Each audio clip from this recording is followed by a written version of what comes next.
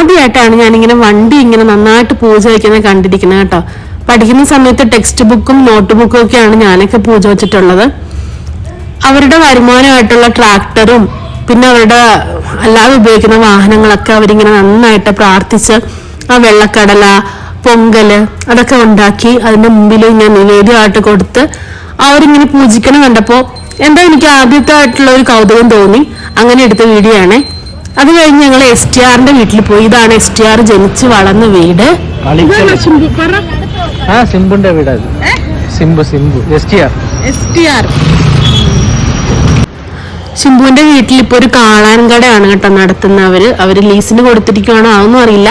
പക്ഷെ അവിടെ ഒരു കാളാൻ കടയാണ്. കാളാൻ എന്ന് വെച്ചാൽ മഷ്റൂം ആകട്ടോ. എല്ലാ വെറൈറ്റി മഷ്റൂം സാധനങ്ങളും ഉണ്ടായിരുന്നു. നല്ല ടേസ്റ്റി ആയിരുന്നു. മഷ്റൂം മാത്രമേ ഉള്ളൂ, വേറെ ഒന്നുമില്ല. എന്തായാലും ആ ഒരു നൈറ്റ് അങ്ങനെ ശിംബുവിന്റെ വീട്ടിൽ അടിച്ചു പൊളിച്ചു.